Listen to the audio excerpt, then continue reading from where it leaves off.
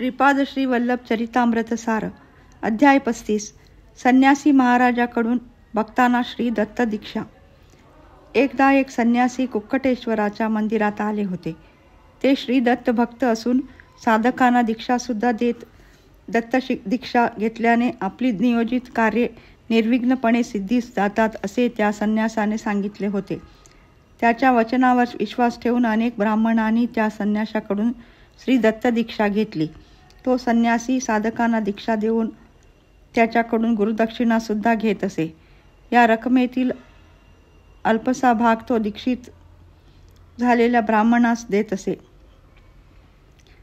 परंतु मंदिरात आलेल्या काही लोकात दीक्षा घ्यावी का नाही याबद्दल संशयता निर्माण झाली।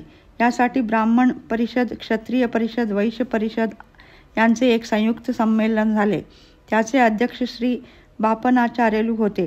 ते म्हणाले, श्री दत्तात्रेय प्रभू सर्वांचेच आहेत, त्यामुळे सर्वजण दत्त दीक्षा घेऊ शकतात। परंतु त्यावेळी काही ब्राह्मणांनी असा आक्षेप घेतला की ब्राह्मण, क्षत्रिय आणि वैश्य वर्णाचे लोक आचार संपन्न असल्याने ते दीक्षेस पात्र असतात, परंतु शूद्र वर्णाचे लोक अनाचारी असल्याने ते दीक्षा घेण्याचे अधिकारी नाहीत।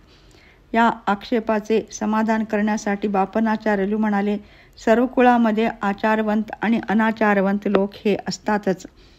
यामध्ये कोण आचार संपन्न आणि कोण आचारहीन हे सांगणे कठीण असते। यासाठी सामूहिक कल्याण, स्थैर्य यावर दृष्टी ठेवून आपण श्रीदत्त होम किंवा यज्ञ यागादी कार्यक्रम करून संघातील क्षेम स्थैर्य साधू शकतो। श्री बापनाचार्यलूचे असे निश्चित मत होते की दक्षिणेचे रक्कम इतकी जास्त आहे की समाजातील अनेक गरीब लोकांना गुरुदक्षिणा देऊन दीक्षा ग्रहण केल्यावर त्यांना अन्ना वाचून काही दिवस उपाशी राहावे लागेल।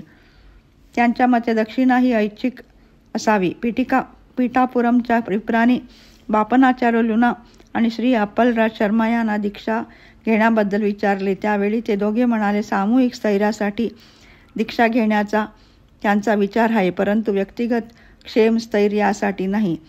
श्रेष्ठी आणि नरसिंहवर्मा यांनी दीक्षा घेण्यास नकार दिला, परंतु दीक्षा घेणे अथवा न घेणे प्रत्येकाच्या मनावर सोडले। श्रीपाद प्रभूंच्या भक्तगणात अनेक गरीब शेतकरी होते। त्या सर्वांत प्रमुख आणि धनवान श्री व्यंकटप्पय्या श्रेष्ठी होते। श्रीपाद प्रभू श्रेष्ठींच्या घरी गेले आणि गरीब शेतकऱ्यांना म्हणाले, दत्त दीक्षा मिळाली नाही म्हणून तुम्ही दुःखी होऊ नका, मी दत्त दीक्षा देतो। एवढेच नाही तर यथाशक्ती दक्षिणासुद्धा मीच देईन। मंडळ 40 दिवस दीक्षेची गरज नाही, एक रात्री दीक्षा घेतली तरी पुरे। श्रीपाद प्रभूंनी आपल्या करकमलाने अनेकांना दीक्षा दिली। या साधकात काही ब्राह्मण, काही क्षत्रिय आणि काही वैश्य होते। श्रीपादराजम शरणम प्रपद्ये।